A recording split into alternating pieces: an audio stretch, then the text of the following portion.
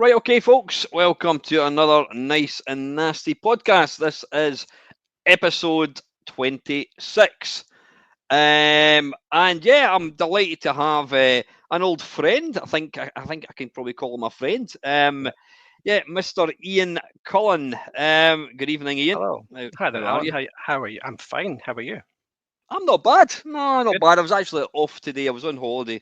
Right. Yeah, just doing different bits and pieces. So yeah, back to work tomorrow. But it's all good, mate. So how are you? I mean, we were at the computer club last week. Was it last? It was last week, and you weren't Just, there. Is everything just. all right with yourself? It was just 2 days ago, wasn't it? What day is this? Oh no, it was. Aye, last Yeah, it week, was last last Thursday. Thursday. I Yeah, was and you I weren't lose track of there. time. Yeah. Nah, I've been ill for a couple of weeks, but I'm on the mend now. So Aye, thanks. no, I'll get to the that's next one. that's good. Listen, before I mean, you're not. You don't program, you don't write Nope. for Zap, so there's really nothing. There's nothing of any interest to talk No. Well, about you. thanks very much. You've But run out of famous people now, so you move on to the plebs. I see. Scum. yeah, we've reached the The depths. scum level. Yeah. But no, I mean seriously, and how? I mean, I'll let you explain how you and I got to know each other. Right. Okay. So, well, first of all, I got a fun fact for you. Um, it is just over 10 years to the day when our last podcast finished up. 10 years was when we finished. Almost, Jesus, just over 10 years ago. I looked up. bloody hell. I googled it just before we did the call here, and it's Edinburgh Retro PC Podcast, and it says boldly claims to be Scotland's #1 retro gaming podcast. And get this, with the Dominic Diamond seal of approval. Exactly. Yeah, that was all true. Never mind this AI bollocks. That was true. I mean, I literally reached out to Dominic, sent him the. I actually posted. Oh no, I didn't. I sent him the image, and then he printed it off in his printer. And yeah, that was Yeah. a real thing. That was quite funny. So that you still not answered the question. How do I know you? So, so it must have been about 12 years ago then. I'm not sure when it was obviously through the computer club that we know each Mhm. other. And I'm not sure the exact date, but it must have been about 12 years ago. I reckon it was And probably more than that. You know what? I think, I It's don't know. always longer. So I was in Edinburgh one day, and I don't know I why. remember that. I had a man bag on me, and I had my Atari logo man bag. I don't know why. It was the weekend. I don't know what I'm carrying in a man bag at the weekend, but I had it on me. And I think my wife was in the shop next door, and I nipped into CEX, or Sex as they call it nowadays, don't they? And I came out of the shop, and I'm standing outside waiting for my wife to come out of the other shop. And the guy that started the Edinburgh Retro Computer Club was standing at the door giving out flyers, and he clocked the man bag, and he went, retro guy, and he gave me one of his flyers. And I think it was just a few weeks after that I went along to the first club night, and I think that's when I first met you. That was it. Yeah, I Yeah, mean, a guy called George. yeah, The unusual thing is, George decided about I don't know 6, 7 years ago. He just didn't want. He just stepped was it as away from long the as whole. was it as long as that? I don't remember. It Time was, yeah, it was. Maybe not as long as that, but it's maybe five time years ago. goes. But he just Yeah. decided to kind of step away from it, which is absolutely fine. But yeah, there was. I'm trying to think who was the originals. There was me, you. There was William. I know this means Mm, absolutely nothing to anybody apart from us, no. but anyway, just for it's you and I are talking, so we can do whatever we Yeah. want. Yeah, there was you, me. There was Nobody Bill. else is listening, are they? There was did Alan Brown? Was he the very first? Did he come in the very first? Do you think? And there was Jonathan, who I know Jonathan does listen to my videos. So good He was evening, there before Jonathan. me. Yeah. What's that? Did so maybe you didn't come at the very first one. I don't I know. wasn't there right at the start. No, I think it'd been No, going because kind of I a good remember year. because you were like the new kid on the block because when you Yeah. turned up, you brought along your Pong machine that your dad had made out Yeah, made out of wood. that's right. Yeah, homemade pong machine. Yeah. So yeah, so we've known each other. Yeah, I would probably say probably coming up to about 15 years. Yeah. We Good we lord. don't. I mean, we live quite far apart. We obviously only really see each other during the when we go to what do you call it? We go to the computer club, and I know you do tune into my channel from time to time. So, what's Yeah. your kind of very an abridged version of your kind of computer gaming history from when did you first kind of get your first computer and to Okay. where you are now? So you mentioned the Pong machine. So my dad was a enormous electronics geek. That was his job as well. So I think it was a magazine like Electronics Monthly or something like that, and they printed the instructions on how to build your own Pong machine. So he did this, and it was like an old. It used. Do you remember the Kodak slides? Yeah, You know, yeah, your yeah. pre- Oh, yeah, my mum and dad had loads of yeah, the slides. Yeah, slide yeah, projector. Yeah. yeah, So yeah. the controllers were made from hacked up Kodak slide boxes with little kind of turny paddles on Oh, them. yeah, they were like bright Um, yellow with a kind of clear uh, bit that went in the top. So yeah, that's exactly it. Yeah. So God, it aye. was all homemade, and he worked for a company that had a machine shop who made aircraft parts. So all of the rest of the console was beautiful. It was all it's all military grade switches. This is quite high quality, if I remember rightly. Aye, aye. Yeah, it was basically all stuff they'd stolen from the factory. But let's not talk about that. Let's not dwell on that. So I played the Pong machine first. I remember quite vividly the first computer that I ever touched beyond the home stuff. My dad had a ZX81 and stuff like that, but the first computer that I touched, it was in primary school. It must have been maybe very early 80s. And we were all taken from our classes, one class at a time, to the gym hall. And we were told to sit in a semicircle. And then on a trolley, they wheeled in this thing that we'd never seen before. And it was an Apple II. It was like I think that they came out in like 1978 Yeah, late or 70s, I nine, think. Yeah, late yeah. 70s, yeah. Yeah, yeah. So we had never seen a computer before. This was, incredible stuff, and we were all given an opportunity one at a time to come up and touch it. kind of, You ever seen the film 2001: A Space Odyssey? I When the haven't actually, monkeys, no.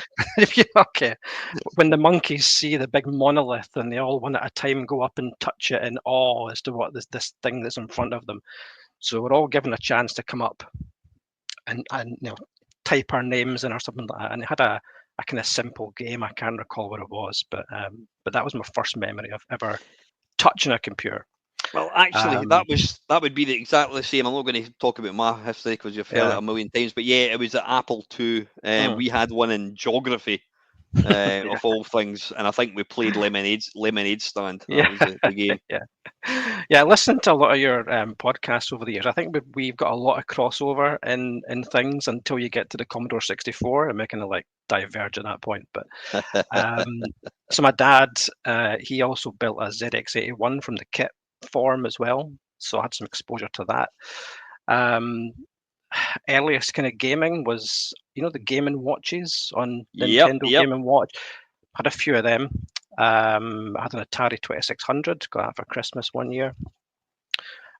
When everyone had Spectrum, Commodores, and Amstrads, my dad had a Mematech MTX 512.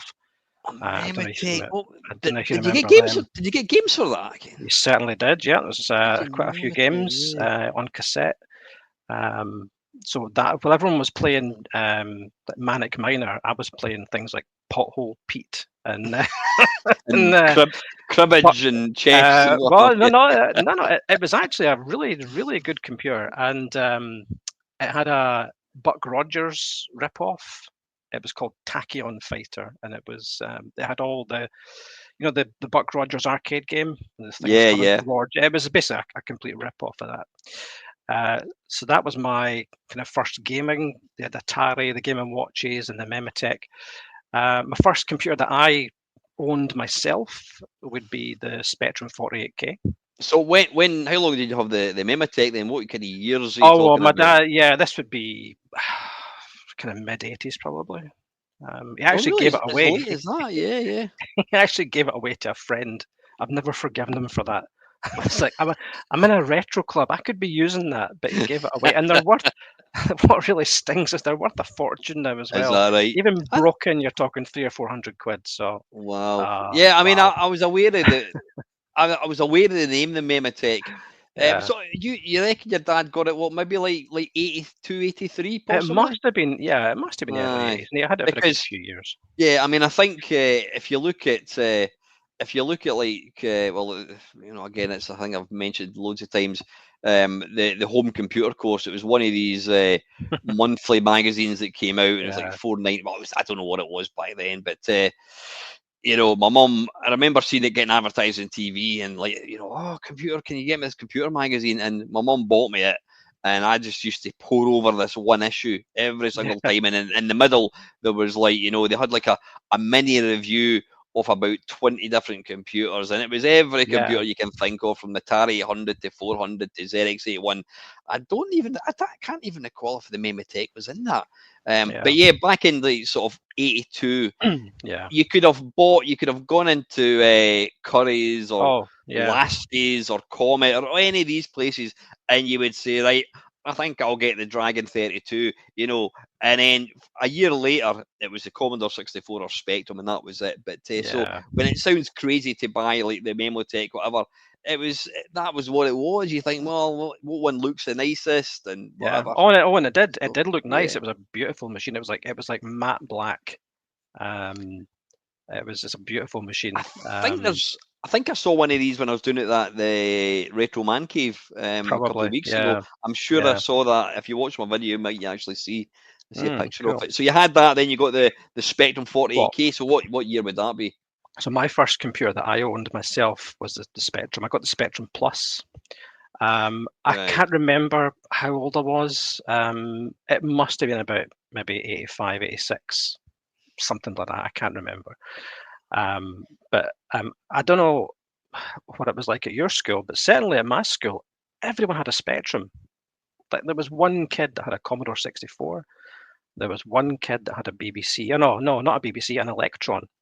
Um, so maybe I just grew up in a poor area, but everyone Aye. had everyone had Spectrums, and the way it went was that you got the Spectrum for your Christmas, and you got the twin deck cassette play recorder for your birthday, and then we were all just swapping tapes and mass piracy. Yeah. So that was No, my it's in, first proper computer. I mean, I think I'm a couple. I'm not going to ask how old you are, but I think I'm maybe a couple of years older than you. But I Yeah, mean, I got my Commodore 64 83, I think it was. Was it yeah, 80? Was it 83? It might have been. Yeah, so don't know. I was at school. I was in fourth year at school at that point. But the thing is, I knew of two or three people that had computers. There was one guy who had a Commodore 64, and then one of my pals had a Spectrum. Well, I became friends with him. The funny thing is, if I look at all my friends that I've got even now, the connection was all through computers. Yeah, Every single yeah, pal I've yeah, got was through computers. I do have some other friends that aren't computer orientated, but yeah, when I yeah, think back to like 1983, people, I deliberately kept quiet about. I didn't talk about computer games. I knew it was like a kind of a geek's hobby, so I didn't really discuss it. I never discussed computer games to girls or anything like that. Other people were more into, you know, going out and getting, probably going to the pub and all that kind of stuff, and what do you call it? yeah. Yeah, going out with girls and all this kind of stuff. And I was interested in that as well, but my kind of hidden shame was I had a Commodore 64 as well, and it was only really when I started working part time, which would be 1983, that suddenly I got the door open to other people, and Brian had a Commodore 64, and that opened the door to piracy, and then that was kind of it, you know what I mean? But yeah, so I never really, when people talk about, the playground piracy and swapping tapes and that, Yeah. I didn't really do that. There was a couple of people that in fact, there's only really one person at school, and he was a complete cunt. He really was. He was a frigging arsehole. But we used to kind of swap. We used each other to get software. Yeah. So anyway, yeah. So you Yeah. got your Spectrum. I'll let you kind of Spectrum, finish. Yep. I traded up to a Spectrum Plus 2, the grey one. Um, then it kind of all gets a bit hazy. I had an Atari ST. That would have been about 1987. Same time as line as me, 87. Yeah, and I think with the same kind of games, I think I had the first two games I had for the Atari ST was Barbarian, the point and click. That was the first one. one. That was my first ever game I Yeah. bought for it. Yeah. Yeah, me too. And I think I had Star Wars, the arcade game, the Vector arcade game. Maybe about 1991, traded up to a Amiga 500, and then actually thought I preferred the ST at the time. I think I preferred the sound, believe it or not, on the ST. Really? Yeah. Maybe it's sacrilege to some people, but yeah. Just like I prefer the Spectrum 128K sound to, say, the SID chip and stuff like that, because it's what I grew up with. Of course it is. Of course it is. I do get that. Even though you're wrong, but yeah. So yeah, the Amiga 500, and then you buy all the add-ons for it. So you buy the hard drive, which cost as much as the Amiga, if not more, and all that kind of accelerators and that kind of thing. Just for games, didn't really do much else. It was all about the games, really. And then we kind of into the console years. So I missed out on the Nintendo, on the NES, because we were all playing with Amigas and Spectrums at the time. Yeah, which were kind of no different. Yeah, people reminisce about the NES, but I don't know anyone that ever had one.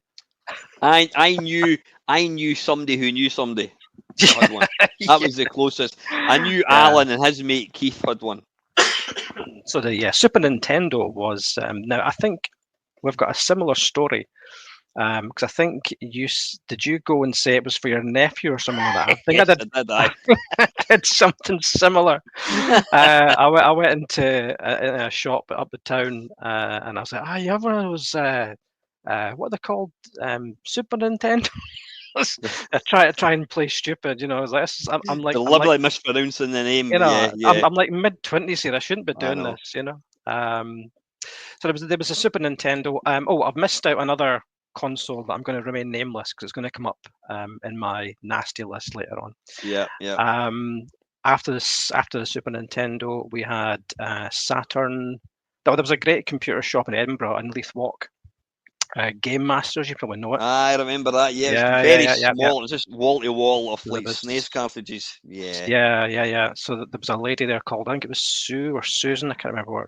An older lady. Like that. Yeah. So I used to go up and like chat to her all the time. So she sold me into a Saturn, which was about 450 quid at the time or something like that. It was brand new, and I think they would actually deliver it to your house if you spent so much money. I mean, they were Edinburgh and I was across the water over in Fife, and they actually hand delivered it to me. So that was a lot of money, though. I mean, 450 back in the mid '90s was a serious amount of money, You think that's a lot of money? I also got from the same shop. I got a Japanese Nintendo 64 because. I mean, some people obviously have different memories, but some people saw Mario 64 and it just changed your life. It was like you'd never seen something like this before. I remember standing in Game Masters at Leith Walk, and my jaw just dropped when I saw this. And I said, "Oh, when is this coming out?" And they were like, "Oh, it's like 6 months from now." And I was like, "Well, I need to get this now. This is amazing. I need to get this." So the Japanese N64 was. I think it was on import. I think it was 450, if not more than that. I can't remember exactly. Yeah. And then the games were £100 each on top of that. So, how did you fund this? Were you working at this point? I take it. Working, living with parents. That's the golden times. Yeah. With all the income and no outgoings. So 650 quid. For the N64. When was that? Because I got mine in March '96. I think it was. Well, I think that was obviously it was before it was released in this country, so it must. Right. You had the Japanese one, yeah. Excuse me. So I had that, and then I got the PlayStation on release day when that came out. The PlayStation 1. A friend of mine had a Japanese import PlayStation. So I'd played quite a few of the games already. I'd played Ridge Racer, Tekken, Destruction Derby, and I thought I have to get myself a PlayStation. This is incredible. So release day, this might be 1994. I can't remember. But I went to HMV and I picked up a PlayStation and a copy of Ridge Racer, which was one of my favorite arcade games at the time as well. Yeah. And I got it home and I switched it on and I was devastated. And it was because it was in 50 hertz, the old 50, 60 hertz thing. Yeah. It had big, ugly borders at the top and the bottom. Yeah. And it was slow. And the frame rate kept dropping. When you went around that first bend after the tunnel, the frame rate would drop significantly. And I was like, oh God, what have I done? Almost on the verge of taking it back and getting saving up for a Japanese one instead. But then we discovered that you could hold the button down at the back of the tray and you could play pirated games by ripping the disc out when it was still spinning. How did that work? I mean, I never actually did that. I got it chipped within about 2 weeks of getting it, which was mental. I never got it chipped. I never got so it chipped. I've got the same PlayStation to this day. It's sitting next to me here. Does it still work? So amazingly, yeah. Whenever I use it, it still works. So you could get a bit of blue tack and you could put it on the switch at the back, so that when you opened the disc tray, it didn't know that the disc tray had been opened. Yeah. And the whole point was that the copy protection was at the start of the disc, and it loaded first. That was the first thing that loaded, was the copy protection. So when you saw the PlayStation logo, you could then rip the disc out while it was still spinning, and you could put in a backup disc. So it was that simple, really? It was that simple, yeah. Yeah. It knackered your laser apart. I'm sorry, no, it knackered your motor, your disc drive motor, but mine is still working to this day. Aye. So, but that's also how you played import games as well. So you could put in a UK game, rip it out after the intro, after the first logo came up, and then stick in. So I got a Japanese copy of Ridge Racer, and I managed to satisfy my. So when the big PlayStation appeared with it against the black kind of screen, and it would say like SCE America or SCE Europe. That was when you had a few seconds to replace it. And I always kind of wondered, but like I said, I got my PlayStation chipped through the bars within a couple of weeks, and we handed this £450 piece of cutting edge hardware. We handed it over to Dave behind a wallpaper table, and he goes, "Come back in a couple of hours." And you're like, we were completely naive, but then I was always sailing close to the wind or flying with the seats of your pants. You always just took the. I'm that person that get a brand new PSP. Right, I'm going to put custom firmware on it. Warning: this may brick your. Do you want? Yes, X to continue. It'd be like, please ensure your battery is 100%. 49%, it'll be fine. X, and then you're just. Unfortunately, I've never ever managed to lose a bit of hardware, but yeah. And then so the PlayStation, and then how did it kind of lead to from there? So I was the same. We used to go to the bars in Glasgow as well, Ingliston Market as well, and the bars. We probably were standing next to each other at one of these stalls. We must have sifting through A4 binders of copied. I just looked down my nose at it. I thought you were all scum. I was doing exactly the same thing. I felt I felt dirty. Yeah, I really did feel dirty when you're in the bars, and you couldn't wait to get. As soon as you got back on a Sunday, you're upstairs copying your mate's discs. He was copying yours. I can still remember. This person is going to remain nameless. One of my friends, and you know who I'm talking about because we went to Blackpool with him. We had just come back from Ingliston, and I think his wife told him that his auntie had just died. He went, "Oh shit." Anyway, let's get his game, and he was like, "Fucking hell, man." But it's interesting when you're talking about NTSC and PAL. I was quite kind of naive. I never really kind of got it. I was just like, "Whoa, I've got taken," and and this person that we're talking about, I'm not going to name names now anyway, but I don't Mhm. think he listens to my channel. But anyway, he was like, "Oh, it's got big borders and it's 50 megahertz." I didn't really understand what the difference was. You know, I know what it means now. But Yeah. yeah, I mean, even like the one I had was a 50 hertz taken. It was probably when I got my Commodore 64, it was like my jaw didn't hit the floor because I'd been playing arcade games in sports centres and chippies and what have you for a few years. So getting a Commodore 64 was like, oh great, I've now got I can play computer games and my thing. You know, the graphics I never like, oh bloody hell, look at the graphics. But when I moved to like the ST and Amiga, I was like, holy shit, this is look at the graph, look at this, listen to the Yeah. sound, oh my god. And then I never really got that at all until even the PC. The PC was incremental. I mean, the PC came along. Yeah, we watched Doom.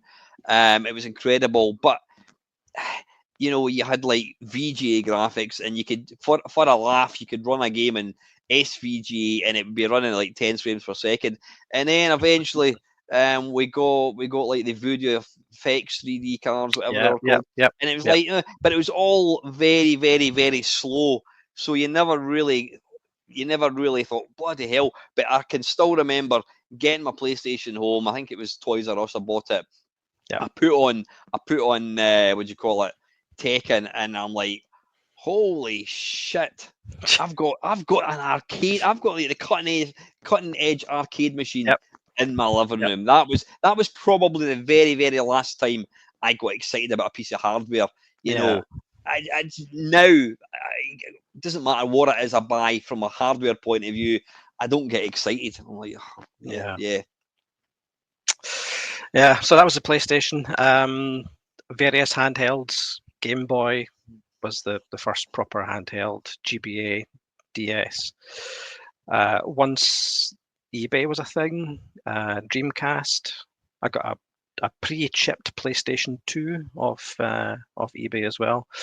PlayStation 3, and then more recently in the last kind of 15 years, just plugged the gaps of what's missing in the collection. So Mega Drives and BBC Micros and Commodore 64s. Never really used a Commodore 64 until 10 years ago. Really? Yeah, yeah. Do you Yeah, find that? Do you find, or did you find, I should say, that the computer club was responsible for kind of going, oh bloody hell, I need to get one of them now? I think yeah, to an extent, yeah. And I think a lot of it was just nostalgia. Of course it is. I had Yeah, a loft. All this stuff sat in the loft. Things like Nintendo 64. It was back in the box and up in the loft because I'm not using that anymore. And I don't know what prompted me to just one day just go and bring it all down and thinking, this is I want to relive these glory days. And yeah. now it's all on shelves as kind of like display pieces. It's more. Yep, yep. It's more just really to kind of look at. I know, I know. Do you think you'll get to a stage where you think, you know what, now is the time to get rid of everything? I think I'm looking behind me, and I think if I was going to sell something, it'd probably be the Mister because Really? I don't use it. Really? Oh yeah, yeah. Right. Well, you know what I think of the Mister. Yeah, Because I do a YouTube channel.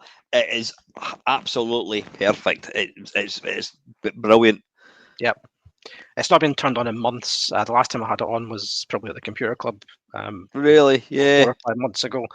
Um, I would rather keep the original hardware and even just have it on display. Um, to be honest, and if I'm going to play something, it's probably just as easy just to spin up an emulator on the PC and just do it that way. So I'm kind of 50-50 if I'm going to keep the Mister or not, just because I don't use it. Yeah, no, that's fair enough. I mean, it's not for everybody. I've got my own thoughts and opinions about, because I've got probably the same kind of amount of stuff as you've got. Yeah, I have got ready quite a few things over the last couple of years, but yeah, my philosophy is I'm getting older. I'm A lot of the stuff that I've got is completely unreliable. I mean, I don't know how many times how many PC engines I've bought, and then you go to use it, it just doesn't work, and then Mike will fix it, and then it'll just stop working like that. And I'm thinking, I'm really conscious that's going to happen. I've got the Mister, it does all these things. But yeah, I do think I will get to a stage where we'll get rid of everything. So I mean, from a gaming point of view, I mean, would you say how many hours a week would you, on average, say you play games? Maybe 10 to 12 hours a week, maybe. Yeah, maybe about 10. But I've got to say, how many of them would? Sorry. No. I'm going to say very little of that is going to be retro, to be honest. Yeah. The majority of my gaming time these days is actually, and it's a dirty word around here, but Fortnite. Yeah. That's what I spend probably most free nights doing. I like to play one of my favourite games. So that's not on my list here. Is Manic Miner. I'm trying to go for the Twin Galaxies World Record in Manic Miner just now. So maybe a high score for it. Yeah. I think you got to loop it like 3 or 4 times to get a high score. Oh, so can you complete it then? Yeah, I can complete it. Yeah, but it's just having the just the patience and the just to loop it like 4 or 5 times. I think I've managed to loop it once, and then I got halfway through the second loop and just you start making stupid mistakes. Right. So, you've redeemed yourself. I'll have to say, part of me died when you said the F word. I'm like, I've lost them. We've lost them. So the rest of the time, it's not Fortnite. It's arcade games. Bit of pinball. Yeah, I mean, I know you've got a couple of arcade machines. You also have pinball, which we can kind of talk about very, very briefly. I mean, so you'll never really think, oh, I fancy a game of Drop Zone on the Commodore 64. You would never never likely to do that. No. Yeah, I mean, will you fire up? Will you decide, oh, I'm going to put the MAME cab on and have a couple of games of Berserk and whatever? Yeah, I would do that. And then the horizontal one has got console games in it as well, but I tend to not touch them because they're not meant to be in arcade cabinets. So I've got a handheld. I've got one of those. What is it? The Ambernick handhelds. Oh, and again, God, again, it's one of these things that you buy, you spend a day and a half, you spend hours copying the ROMs over, and then you put it back in the box and forget about it. So hardly ever touch it. I remember when I was going to buy I was on the lookout for a Mister, and you were tempted to buy do a swap for a Steam Deck, but you just couldn't really didn't know at that point. Yeah. Because you maybe thought now you were would. Yeah. Would you really? Yeah. But it was the same. I would configure it. I'd get it all working. I'd play a couple of games, and I'd probably never look at it again. So yeah. So why, given that you don't play old games, why would you still consider yourself like a retro fan? You still have the excitement. Yeah, very much so. Yeah. If I do,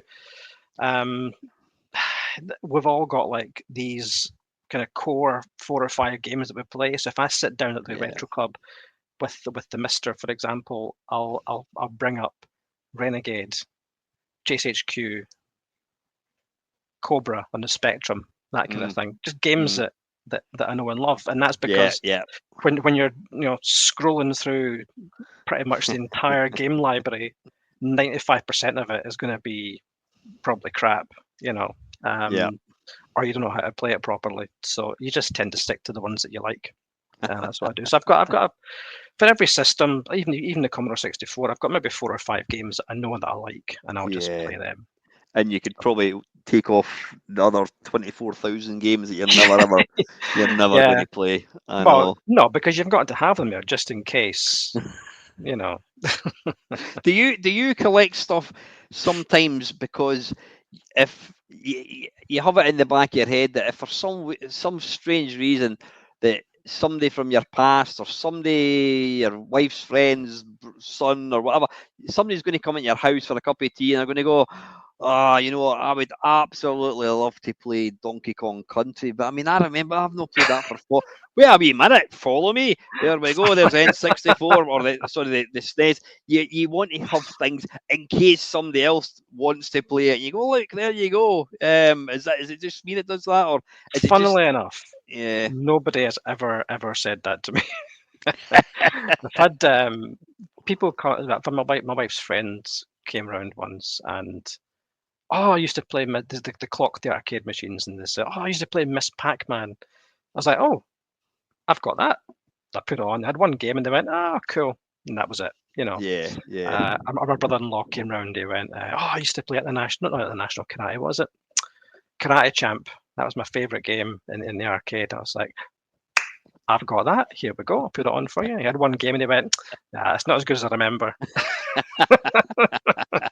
So that's Yeah, that then. sadly, that's quite a common thing. In fact, just before we we'll listen, I'll get you on on the channel again, and we'll talk pinball. So we'll leave Oh, that's a completely can we that's a can we talk piracy at some point? I've got many yeah. stories. Well, listen, we'll do a piracy and pinball extraordinaire. We'll do a main Meister and Chums talk Cool. quiz. So we'll leave that because it needs its own its own video. Just very very quickly. In fact, what did you just say there again? What I was trying to remember. I completely broke my train of thought. You were talking. What was that you said? Oh yeah, about people. I I'm a member. I'm on Facebook. The Spectrum Next. I don't know why. 10 years Yeah. ago, something. Oh, they're bringing out a new Spectrum. Oh, and it's like whatever it was, Kickstarter. And then I subscribed to it or whatever it was, and I promptly forgot all about it. And then about 10 years later, oh yeah, the Spectrum Next is coming out. I went, oh, and I couldn't even. It was so long ago. I couldn't even remember if I'd actually paid the money or not because it was so Yeah. long ago. It was before like bank records were kept and all this kind of bollocks. And then lo and behold, I go, oh, we're going to be sending out Spectrum. Oh, fucking hell, great. And then the Spectrum Next appeared, and I did an unbox. I don't really do unboxing, but I did an unboxing. I'm like, this is absolutely beautiful. I says it's the first standalone computer that I've opened since the Commodore Amiga. And I'm like, oh, it's Yeah. great, it's fantastic. And then it sat on my shelf, completely unused for 2 years. And I thought, let's just sell it because I'm never ever going to play it. And then lo and behold, about 6 months ago, I don't know, I have no idea what it was. I just got this hankering to to have one again. I thought, oh, fucking hell. So I had a look, went on eBay, and it was like 400 quid. Fuck off, I'm not paying that.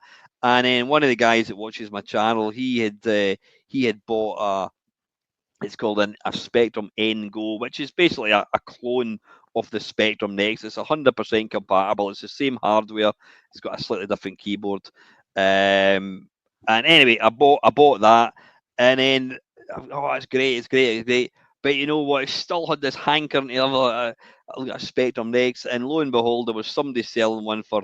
It was pretty much what they were going for, and I bought it, and it's now been put away. But Yeah. because I'm on the Spectrum Next Facebook thing, the number of people that somebody put a post up saying hands up who bought a Spectrum Next and never uses it, and you would not believe the amount of people never opened it, Yeah. sat on a shelf, blah, blah, blah, blah.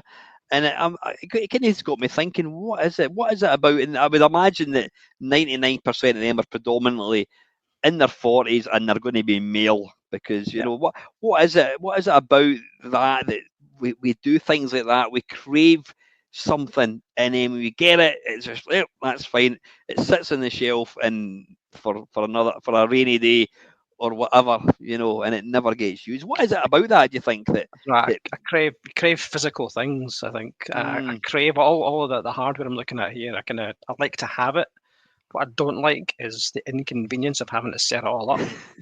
Um, so kind of like, you've got all the DVDs and Blu-rays on a shelf in the living yeah, room, and yet you've just sit and watch Netflix because it's more convenient. because yeah, You've got all your CDs now up in the loft because you've got everything at your fingertips on Spotify. So yeah, I just think I like to collect these things. I like to look at them, and I like the way they look. They look very much off their time. You can kind of date them all. But yeah, as for actually sitting up and playing them, it's a giant pain in the arse.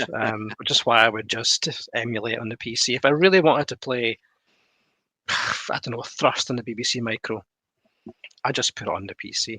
Yeah. Because it would take me half the time it would take me to get all the to find the wires. Yeah. Like get all the wires plugged into the TV. I'd have lost interest by that point. I'll just play Fortnite, and I'll just play Fortnite instead.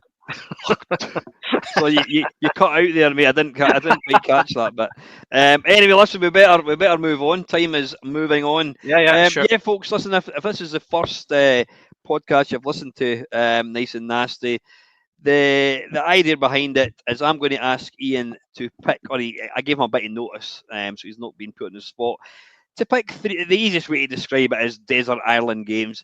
Ian's getting sent to Desert Island. He's the only person on the island. He's allowed to take 3 video games with him. It can be anything. It could be an online type game because there are other people on other islands playing this game. It can be any game at all. But these are the only 3 games he'll ever play again. And on the downside is he can pick. Is to pick 3 games that he wants erased from history for whatever reason. It could be because the game was terrible. He's got bad memories about it. It just annoys him. Some people pick a game not because the game's bad, but it led on to a genre of game that he just doesn't like. It can be anything. So anyway, Ian, I'm going to ask you to pick your first game that you would take to said desert island. If you can explain to the listeners why you picked it. Right. So game 1 is Fortnite. I'm joking. So the first game is an arcade adventure, and it was released in the I think it was the second half of the 1980s for pretty much all the popular home computers, the Spectrum, 1980s. Commodore, Amstrad. Mm-hmm. Yeah, this is the second half of the 80s. It's been remade quite a few times, I think, for Windows, Mac, Linux. It's been ported to the Jaguar, and I think most recently, I've not played it. I think there's a version for the Switch as well. And what type of game was it? It's an isometric. It's an arcade adventure. It's an isometric game, which I know that you really like. It's a genre of games that you love, isn't it? Isometric games. Yeah. I'm generally baffled as to what one you're going to go for here.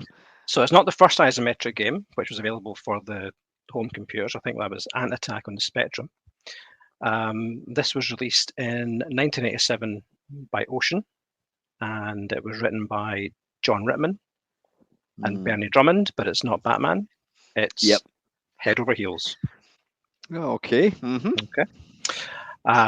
So I'm assuming that most people will have played this, but for those that haven't, you control 2 characters. You've got a head, which that's what both characters have got different abilities. And I think they're both dogs. I thought one was dog and one was a cat, but I think they're both dogs. So Head, he can jump higher. He can control himself in midair, so you can move around as you jump. For some reason, he can fire donuts from a hooter. Who knows why? And then there's Heels, who can run twice as fast as Head. He can carry objects in a handbag, because of course. And he can climb some staircases which are made out of big dogs called hush puppies, I believe. And those dogs will vanish if Head enters the room. And that's where a lot of the strategy comes in. You've got to split Head and Heels up to get through some of the levels. So now I wasn't aware of the plot of this game, so I've been doing a bit of research on Wikipedia and stuff. But apparently, Head and Heels are 2 spies from the planet Freedom, and they've been sent to liberate the planets of the Blacktooth Empire. There's 4 planets. There's Penitentiary, Safari, Bookworld, and Egyptus. And you liberate each one in turn. Well, you can do it in any order, actually, by collecting their crowns. And then apparently you can defeat the Emperor at the end. Something I've only ever managed to do once, and that was using save states. You've completed the game then, yeah. All right, yeah. I've only done it once on using save states on one of the handhelds I used to have. I think it was the Pandora. Remember them? Yeah, I've still got mine yet. So what I like about this is just there's so many nice little design touches, and you kind of get the feeling that a lot of this stuff was done first and the plot was kind of shoehorned in afterwards. So at the start of the game, Head and Heels are in a prison and they're separate from each other. And the first thing you've got to do is get all of their items. So Head has to find his donuts to shoot. He's got to find his hooter to shoot the donuts. Heels has got to get his handbag so he can pick stuff up. You can switch between the two characters as often as you like.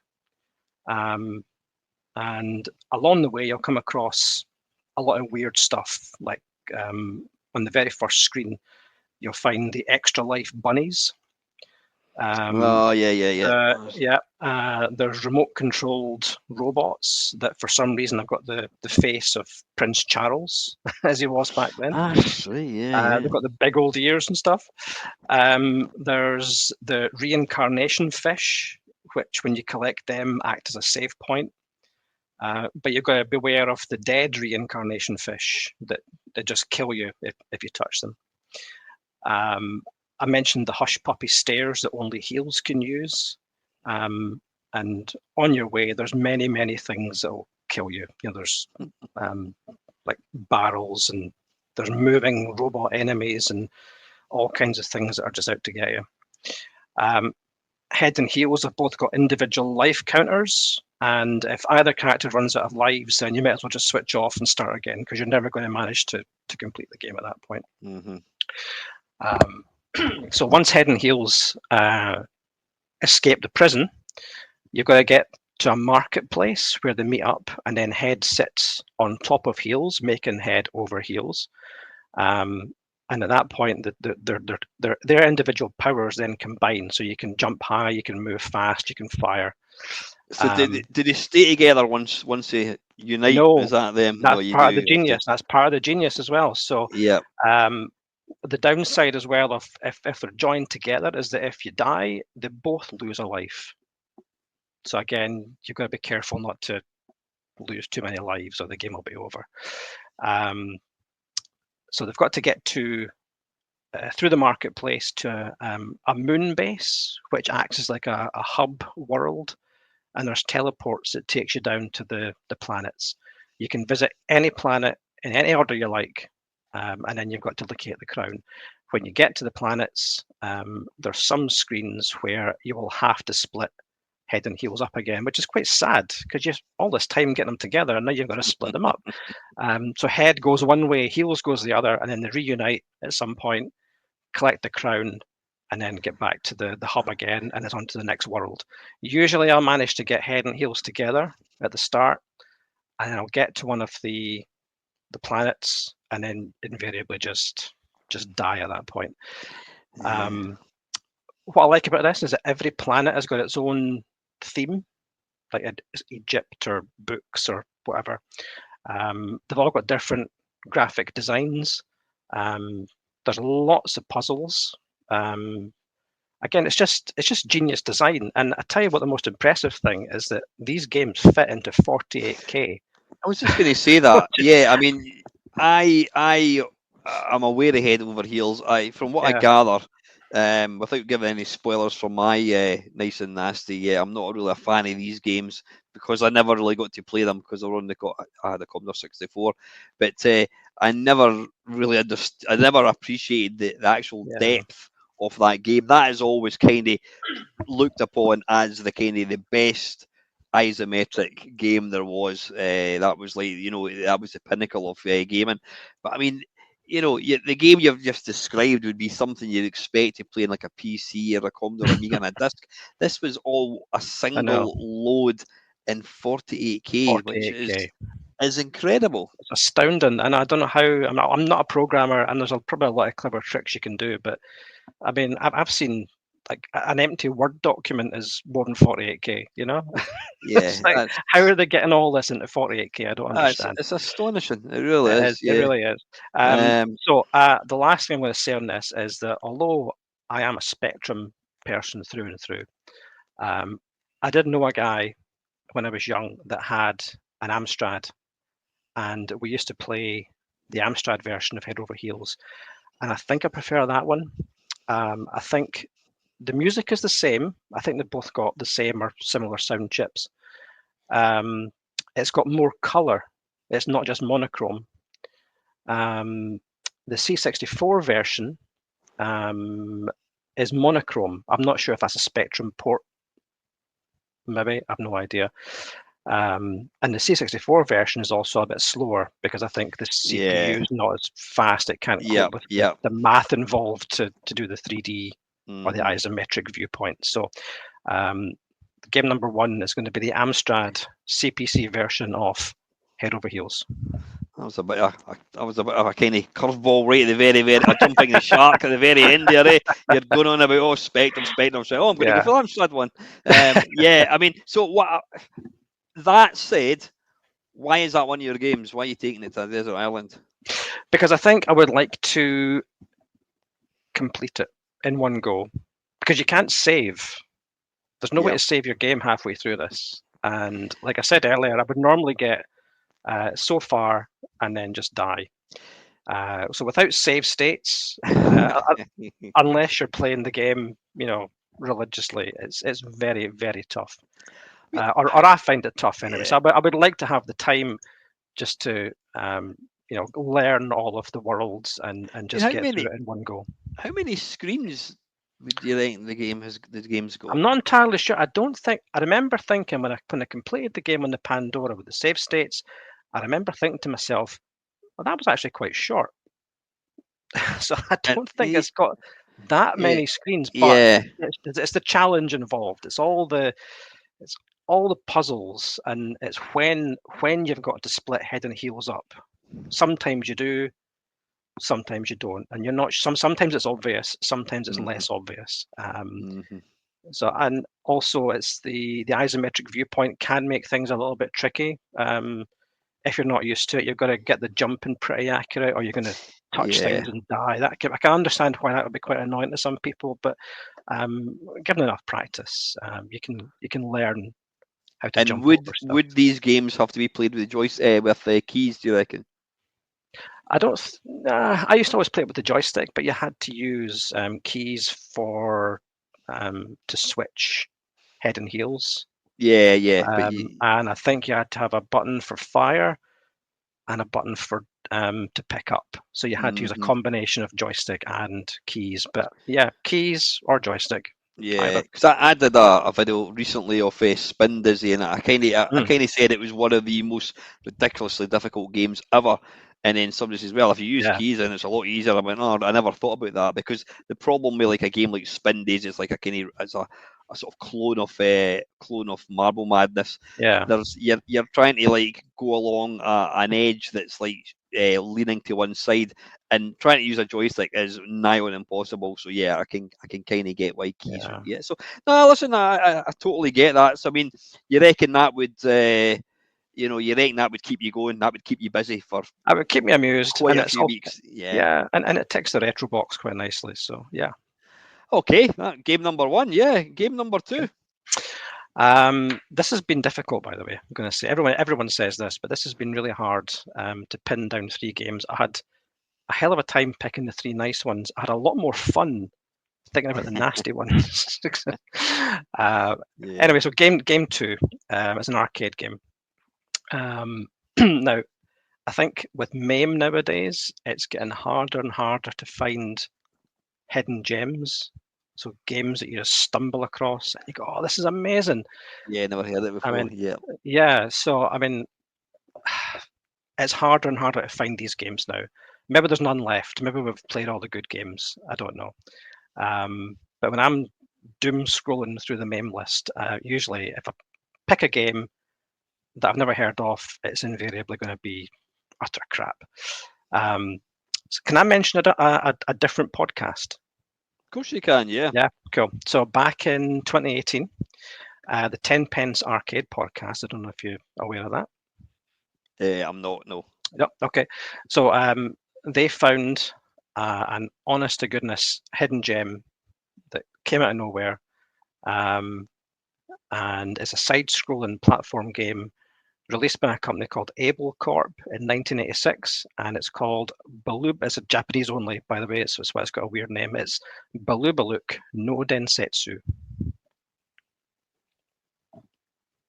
Okay, yep. Yep. Would you care to explain? Have you played it before? I It's think you've not probably no. seen it. It's not a sideways scrolling. It's It is. kind side where you've got a gun that kind of like metal slug, and No, there's like no, pieces like chests and that kind of stuff. no, not that No, one. no, No. that's fine because I used to do a challenge back in Yak Yak days, Uh-huh. and I just randomly picked this game, and it was a hidden gem, and they were like, "Oh, I can't believe how good this game is." So no, I'll let you explain this mouthful. What's it What's called again? what's the basis behind this one? So it's obviously influenced by things like Pac-Man. So there's you. I'm assuming the hero is called Balubaluk. And there's enemies that are chasing you, like the ghosts in Pac-Man, or the monsters, I should say. I don't know what the enemies are. Maybe they're unicorns. Who knows? No idea what they are. There's things to collect, and there's power pills that allow you to turn the tables on the enemies, and then you can chase them. What's it called? So I'm just going to Google that here so I can get a picture of it. Balubaluk. So it's Baluba. Baluba. Yep. Louk. That's all one word. Yeah, why not? Louk. Louk. Yeah. Yep. Mm-hmm. If you Google that, you'll probably see. It'll probably come up. There's Balubaluk no Densetsu. Ah. I think I've played it at the computer club a couple of times, so you've maybe seen it. Okay, yeah, kind. I'm trying to. Yes, I'll let you describe it. Yeah, it's a kind of platformy type game with little dinosaur-y type things. It's a side-scrolling platform game. I think it's 3 screens wide. So the things that you have to collect in this game are treasure chests, and you've got to clear all of the treasure chests to complete the round and move on to the next level. So the simplest method that most players will start is just to grab all the chests as quickly as possible, grab the power pill, eat the bad guys, and then just get on to the next level.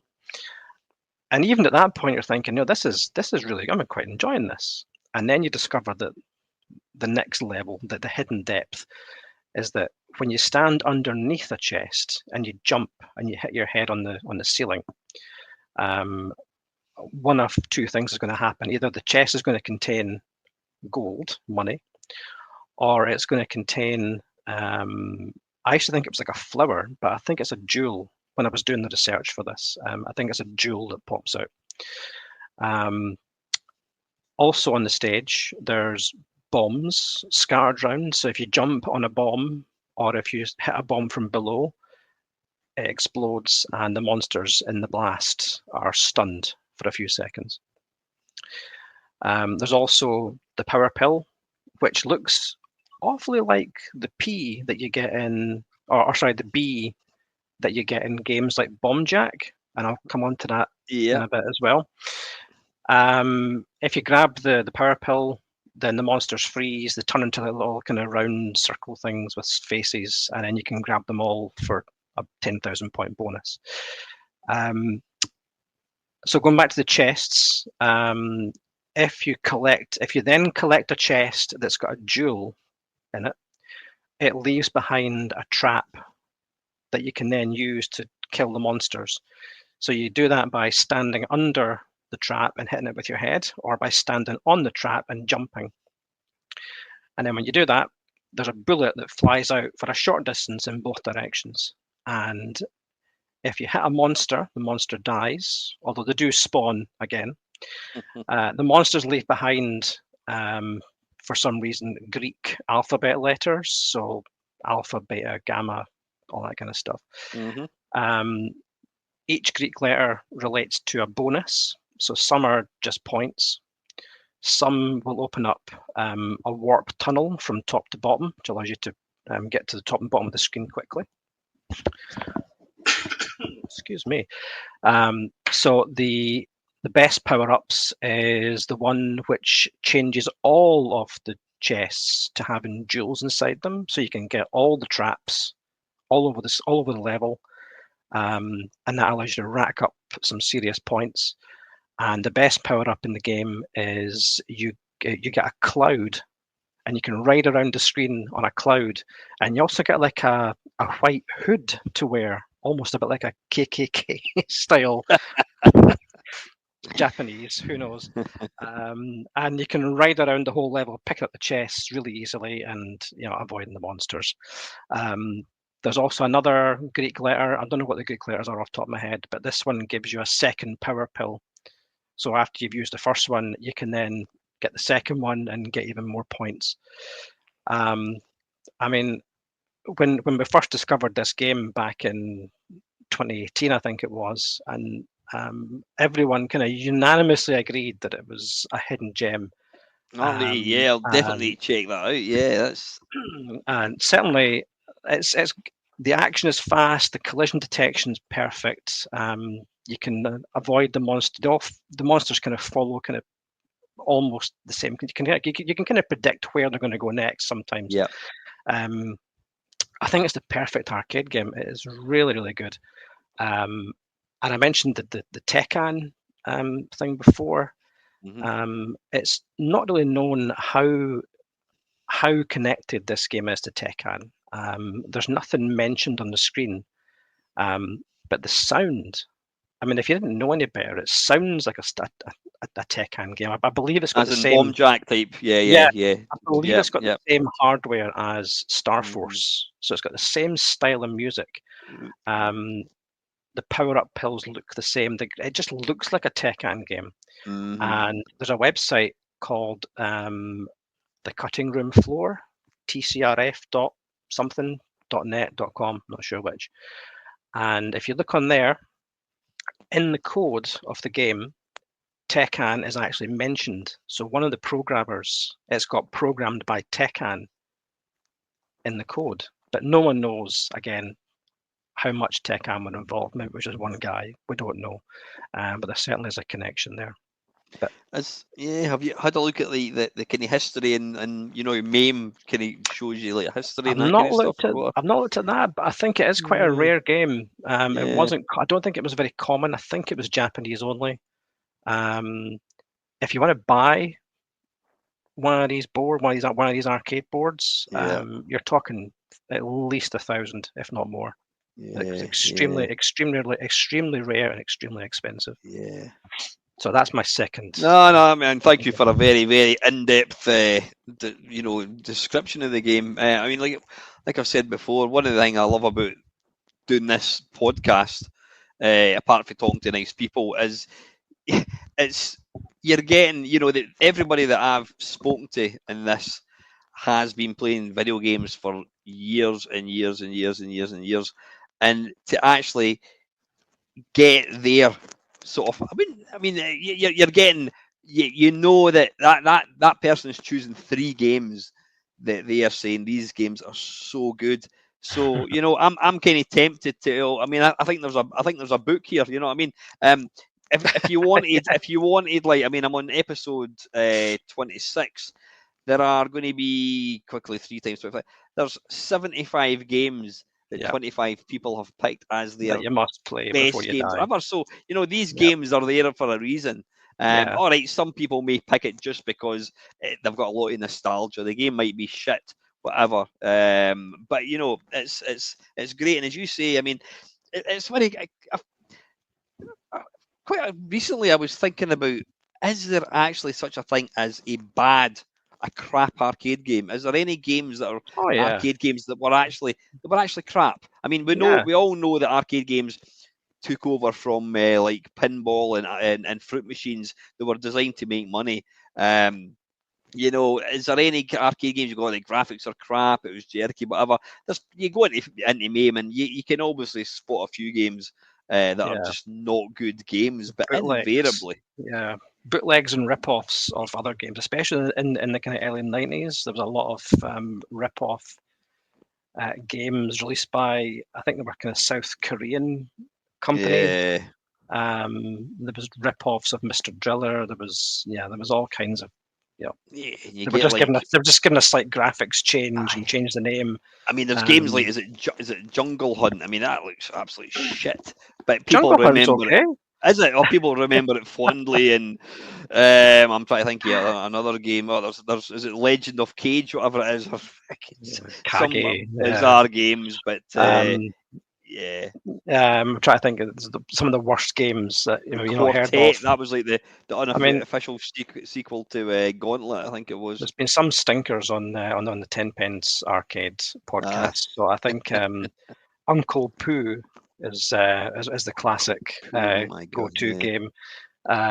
Super Trio is a spectacularly bad. I think it's a Korean game, which, by the way, I hold the Twin Galaxies world record on. Because no bugger actually plays it apart for you. That's the trick, you see. If you want to get a Twin Galaxies world record, you find a game that's terrible that nobody else plays, and then just easily get a high score. I think I know the person that played it. So there's a lot of poor arcade games out there. Yeah, but that game does sound great. I mean, there's a lot of depth to it, and it's like, obviously similar to the one you picked earlier on. There's a lot of depth, and and it's because most arcade games are very, very simplistic. But then every now and again, a game comes along, as you say, it may not be a game that anyone's ever heard of before, but an unknown classic. So no, listen, fantastic. That's a good one. That's an excellent choice. And lastly, your third game that you would take to the desert island, what would it be? Okay, so I wanted to pick a PC game this time.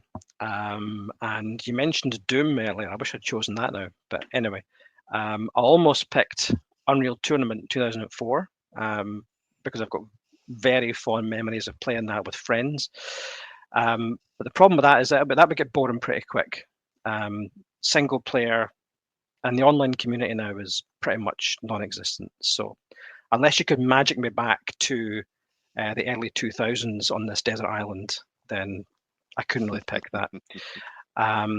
So I used to be quite into sim racing, with the steering wheel and pedals, and I spent hours and hours driving around racetracks virtually.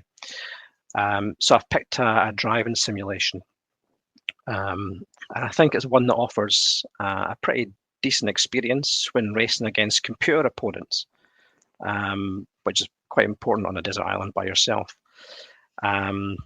If I can also get a top-of-the-range racing wheel and pedals to go with this as well, that'd be great. Yeah, because some of those can cost. You can spend. Money is no object when you want to spend money on sim racing stuff.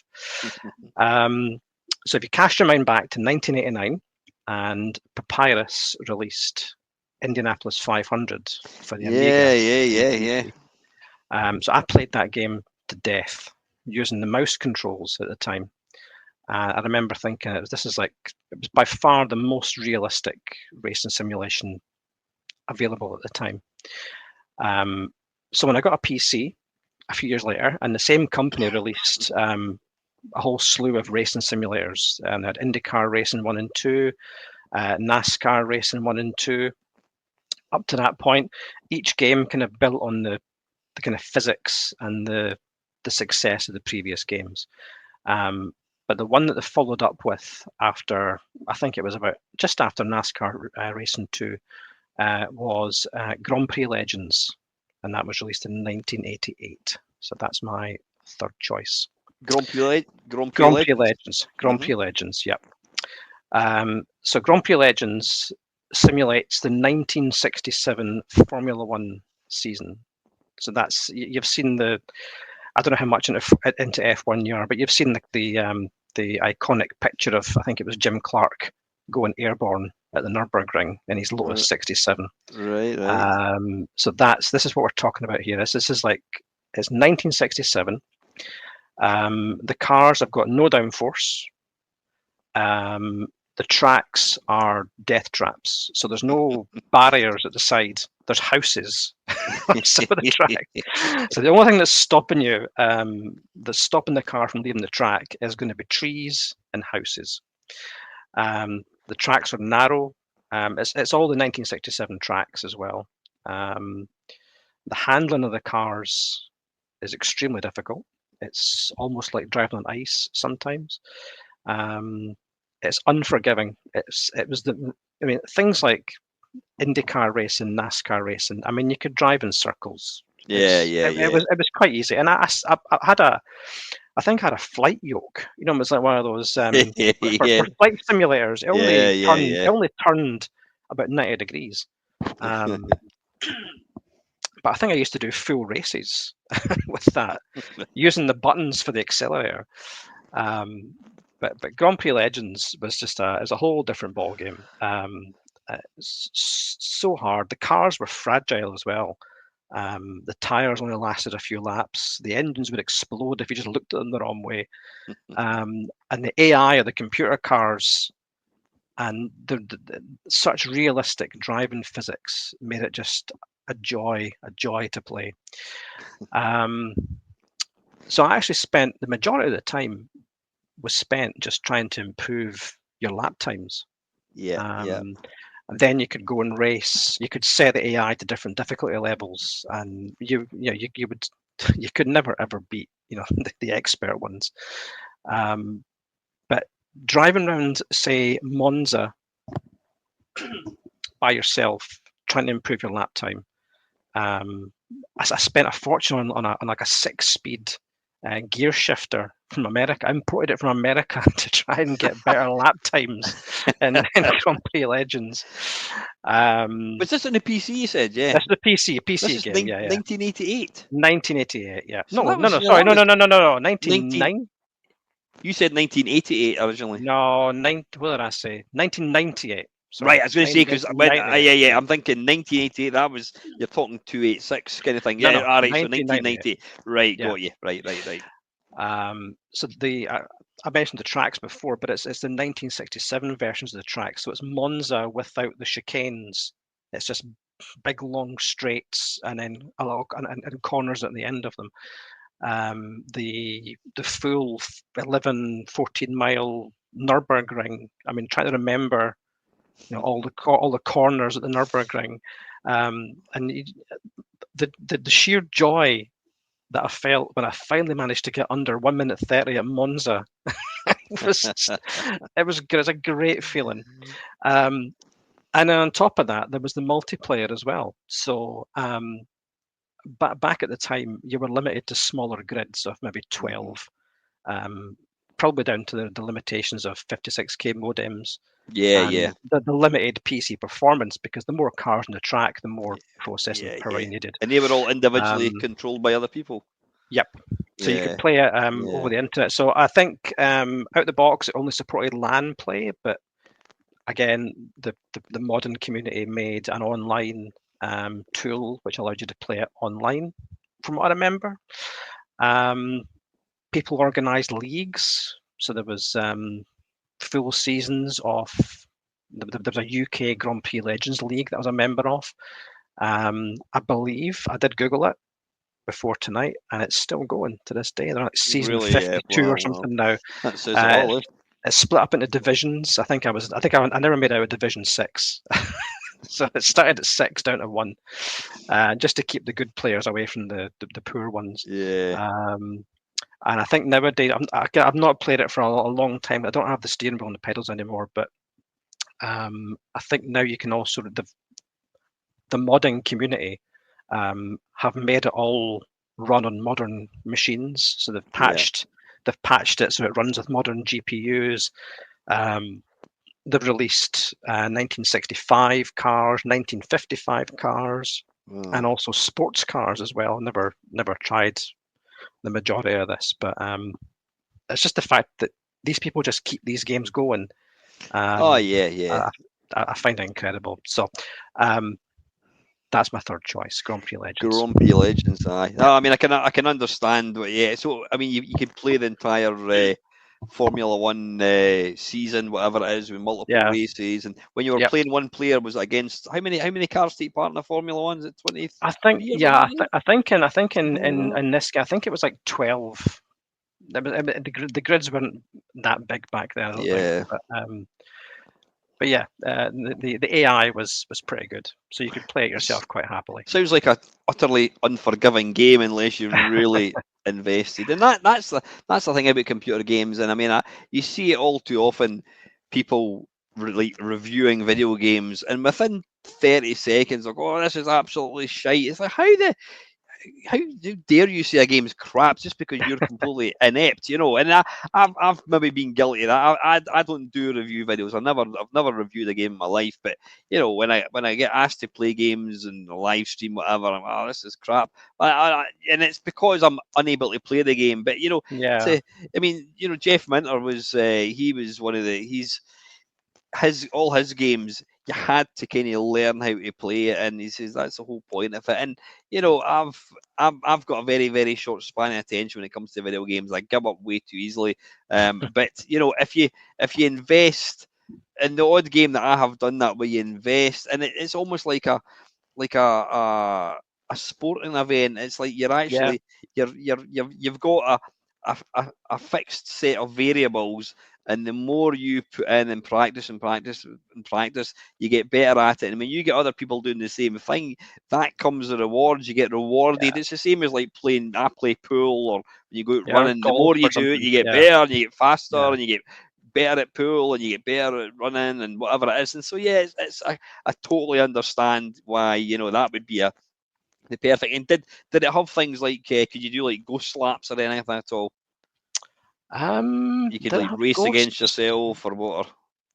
You know what? I can't actually remember, to be honest. It's been a while since I Yeah, played it last. Yeah, I I, can't remember that one. yeah. Something niggles me that I think it might, and I might be wrong. I think Lacosa may have mentioned this game at some point. The last Uh, time I saw it mentioned by any of your community, it was Juffer was playing it on his YouTube channel right, a he's few never been months on my ago. channel. He's never been on my channel before. Right, I'm sure. I Oh, think maybe Lacosa mentioned that, but yeah, I know, fantastic choice. Yeah, and yeah, so that well, was on a PC. So now listen, three great choices. What did you pick again? I can't remember. It was that long ago. right. So it was Head Over Heels, game Yep. one. Baloo Baloo no Densetsu, hmm the second one, and Grand Prix Legends. So they're going to keep you going for a while. Yeah, you're obviously your head over heels is just a bit of Grand, nostalgia. yep, You've got your arcade fix, and yep. then you've got your yeah. This one you And could just Grand Prix keep Legends is playing. endless. It's Yeah, endless. excellent. Right now for the nasty side of the podcast. I need Yeah. you to pick three games that Okay. you quite literally you're going to erase from history. They should Send never into the have sea. existed. Yeah. Right. Game number one. So game number one. So picture the scene. You know you're going to be getting a Spectrum for your birthday. Okay. And well, obviously this doesn't appeal to you, of course, but at school there's a Spectrum 48K. So you've been playing all these games, and at your friends' houses as well. You've been playing games like Death Chase, Trans-Am, Attic Attack, Manic Miner, all the good games. So you think to yourself, oh, I'm going to get a Spectrum for my birthday. And then you come down in the morning and you open up and there's a Spectrum and you think, great, now what game did I get to play? And the game I got was an educational game called Castle Spelris.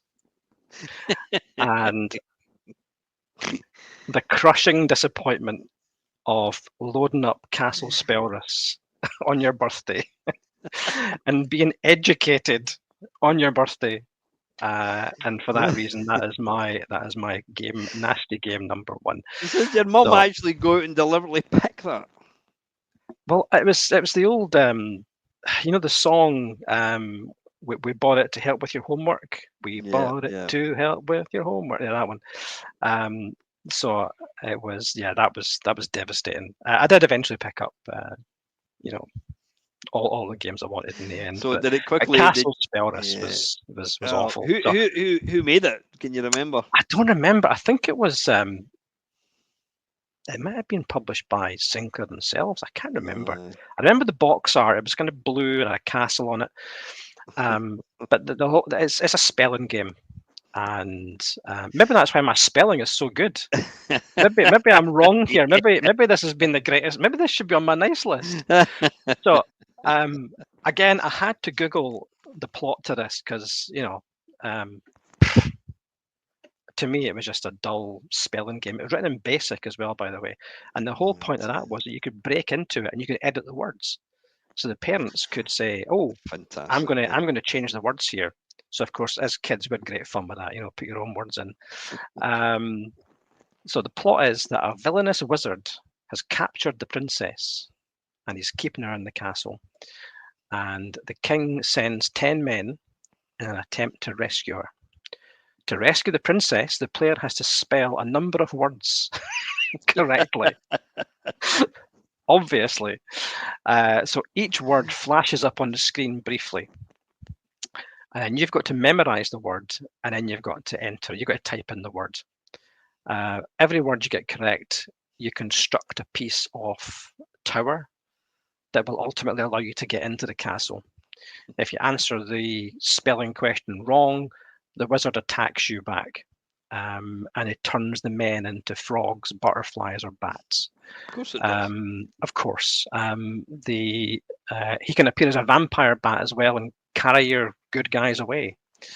The wizard also does surprise attacks, and you've got to press the right key. So it'll come up with a letter. Sounds like a typing game as well. So you've got to press the key. Typing in the dead type thing. You've got to press the key quick enough to rebel his kind of attack. To defend yourself. The thing is, it actually on paper, it actually sounds like quite an exciting game. If they had just, instead of got rid of the bollocks of typing a word, they just put in the joystick movements with a fire button, you had a bloody good hack and slash game like a joystick waggler or something like that. Exactly. So apparently there was 10 different levels of vocabulary, depending on the difficulty. And again, you can add your own words as well. So, and tell me, was that the only game you got with your Spectrum on Christmas Day? Birthday day. Birthday. So your mum and dad must have truly hated you. They obviously despised you so much. I mean, did you report them for child abuse? I mean, that's just awful. Yeah, Childline. Yeah, awful. I never got a penny on that money. For any listeners, there will be some phone numbers and websites that if you were genuinely traumatized during this, please get in touch. There is help available. So let's move on. Game number Castle 2. Spellris, Get in the Sea. Right. So game number 2. Now I mentioned earlier there was a mystery console back at the start. So I must have been about, what age would I have been? I don't remember. Maybe I think it was the late 90s by this point. And I went to see my friend Craig, and he said to me, "I've got something to show you. Come and see this. This is amazing. You'll love it." So he took me to his bedroom, and he showed me this thing, and it was truly next generation stuff. Okay, the games were on CD, which was brand new. This was unheard of. Media, yeah. And he booted up this golf game, and much like Nintendo 64, when I first saw Mario 64, my mouth was agape when I saw this game. We're talking real players, like digitized graphics, real courses, full CD audio speech, and I thought, I've got to get one of these. This is what I want. So I went home and I bugged my mum and dad for months and months and months. And I can't remember if it was Christmas or birthday. I can't remember. But we eventually went to St James Centre in Edinburgh. Mm-hmm. And I managed to finally get my hands on a Philips CDI. And I was over the moon. And then I was quickly not over the moon. I realised that although it was real golf players on real courses, There was no gameplay.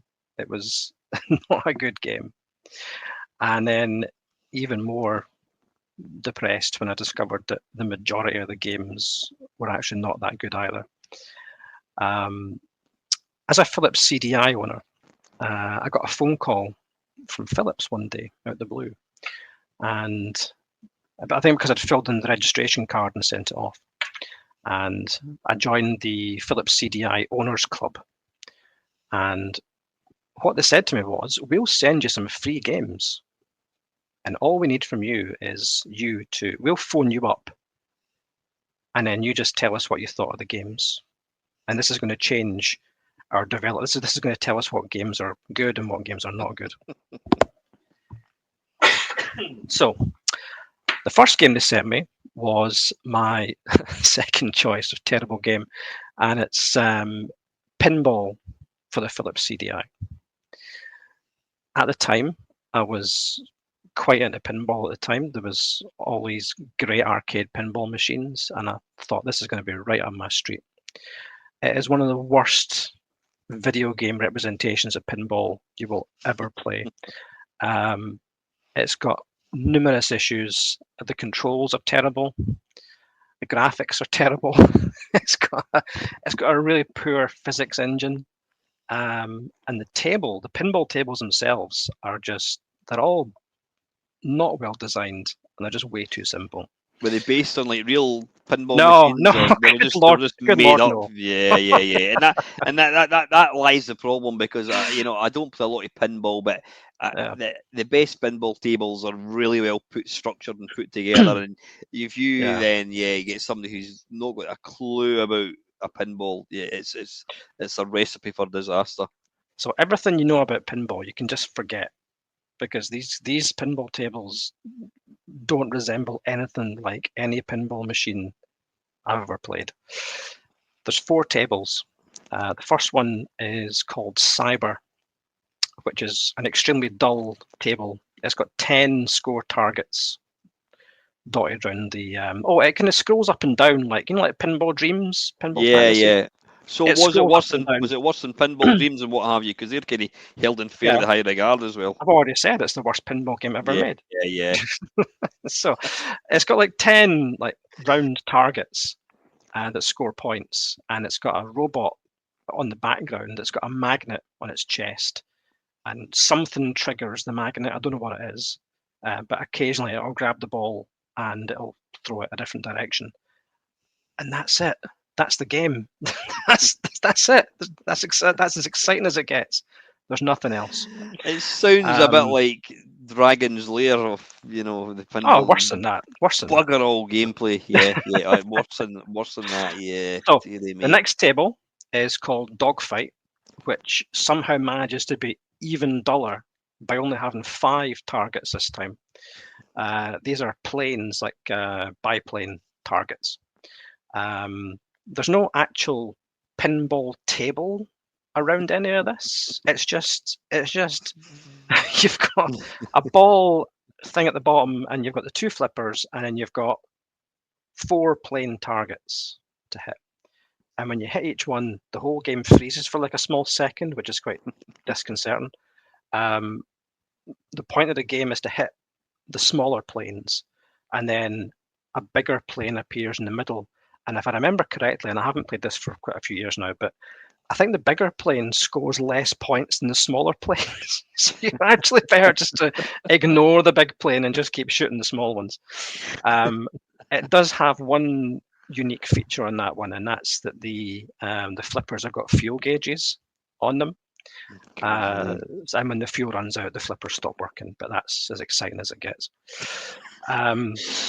So the next table, strap yourself in for this one. The next one is called Spring Break. This is even sounds dull, doesn't it? Spring break, fucking hell. You get next Monday off school, fucking hell. This is beach. This is a beach theme.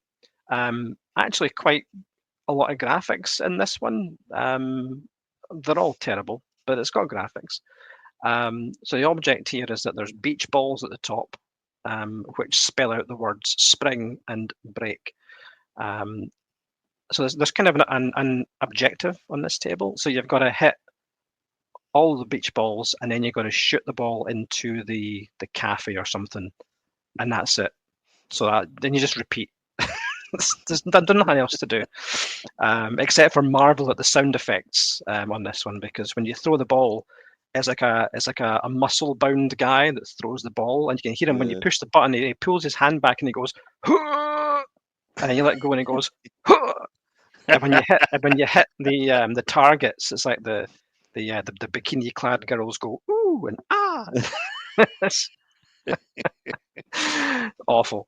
The last table was actually the best one of the four. And best as in worst, or like no, best as in shit. actually the one that actually most resembles a pinball machine. Yeah. It's got kind of drop targets on both sides. It's got a big reactor in the middle. Oh, sorry, it's called Meltdown. I think it's meant to be like a nuclear. That sounds moderately exciting. It's not. It really isn't. As opposed to Spring Break. Yeah, it's got a big reactor in the middle. It doesn't really do much, except I think when you hit it, it plays a annoying voice that goes, "Emergency, emergency." But again, this is the only one that actually looks like an actual pinball table. It's got bumper. It's got the bumpers at the bottom, and it's got the shooter lane, and it's If you're going to play any of the tables on them, I would say Meltdown would be the one to go for. So there's the game is so bad. The sound's terrible. Sound effects. The soundtrack is awful. It's just very, very poor. And the worst crime is that it's nothing like real pinball at all. And I think that's what I said to the Phillips when they phoned me that day. Said, "What did you think of pinball?" Mental. Can you imagine Nintendo phoning you up? I know, it's crazy. Well, I know. I think it was part of I was using it the CDI Owners Magazine as well. It was like a pamphlet. You know what though? I mean, you've just kind of summed up that multimedia time of the 90s where we thought that the future was going to be CD. We were going to suddenly get these astonishing games with incredible graphics. They'd gone from like 1.44 meg of space to like 770 meg. It's like infinite. I mean, can you know? I'm changing the subject slightly. Before the internet, folks, our Google was called Encarta. Encarta 96, and it was just the entire internet was stored on a CD. But that was the future, and we couldn't get enough of that. And you know, even when you go back to like the Amiga and the Atari ST, we'd gone from 8-bit to 16-bit, and it's like, look at the graphics. We're playing shit like Crazy Cars, which were just awful, but we didn't mind. And it's like, you know, we spoke earlier on before we started recording. Or in fact, you might have actually mentioned that the first game that you bought in your ST was Barbarian by Psygnosis. I bought the same game, and it's because we were hooked line and sinker when we looked at the graphics. Like, holy shit! I remember I can still see the picture of the red dragon against like all the gold. It's like, holy shit, that's incredible. And what they thought they would do is they'll come up with a hack and slash sideways hack and slash, and let's make you control it using a mouse. I mean, because they wanted to try and get everything roped in. Let's give them great graphics, let them control the mouse, and they thought people will buy it, and we did. We got hooked into thinking that the game was going to be astonishing. And unfortunately, that game you have just described is basically the entire probably Philips CDI 3DO type thing. There were one or two great games, but the problem is they thought that they could just put any mince onto these CDs because the fact that you're putting a CD into the system, that's the future. I've got a CD, I've got a Spectrum, I've got a CD. You know, forgetting the fact that the Spectrum game was 100 times better than this pile of shite that you've just played. What's missing is the gameplay. And you know, say what you like. I mean, I will not hear a bad word against the Philips CDI. I think for all its faults and all its terribleness, it's probably one system that I would never part with. Out of interest, what was the name of that game again? What was the? I need to check this out after we finish the Pinball. Pinball. What was it called? Pinball. Just pinball in the CDI. Pinball, Pinball, right? I'm going to check. Right, Yeah. I don't want Awful. now. Before we start recording, folks, I said to Ian, this could go in an hour and a half. He went, oh, an hour and a half. Oh, I don't know if I can do an hour and a half. We're now at an hour and 50, and we've still not even Brilliant. Right. finished because you're Okay. going into detail. Now, Let's rattle through. the only reason I'm telling you, you need to get your finger out your arse is I think because I'm now in the free StreamYard. Thanks StreamYard for increasing my fee from £12 to £36. You can fuck off. I'm now restricted to a 2-hour recording, so you have Right. got precisely 8 minutes to Right. get this Stop. wrapped up. Right. Stop talking. Let's do this. Right. So my last game, I'm going to upset a lot of people here. Like 1 in 12 people, well, 1 in 12 men in this country, I am red and green colorblind. Okay. So nowadays, most games have got colorblind options that adjust the colors based on what kind of color deficiency that you've got. Being a colorblind gamer in the early days would make some games completely unplayable. So clacks, for example, there's too many colors. Yeah, yeah, They yeah. all look the same as each other. It's very difficult. I bought Archer McLean's Mercury on the PSP. Couldn't play it because the colors were too similar. Any game that you have to match colors or you're going to be able to distinguish red and green, I'm screwed. Okay, so the games I've mentioned so far, Clacks, Archer McLean's Mercury, that kind of stuff, at least you could play them. You could have a go and maybe get lucky and have a good time. Okay. You wouldn't be able to load You wouldn't be able to load Jet Set Willy though with the That's color the game. card, though. That's the game. You've ruined it. So, there's one game that I couldn't even load, and that's because of the copy protection. Man. It's Jet Set Willy on the Spectrum. It's everyone will probably know this, but it's got a cassette inlay sized grid of color codes. When you load the game, it gives you a coordinate like C6. And you're going to look at the sheet, and the problem is that the colors are so minute, they're so small that I can't distinguish some of the colors. So you think, oh, is that red or is that green? I don't know. So you go red, yellow, green, blue, wrong, fuck. And they give you, rather than giving you the same one again. Sorry for swearing there. I've been trying to swear through this. Rather than giving you the same one to try again, it changes the coordinates, I think.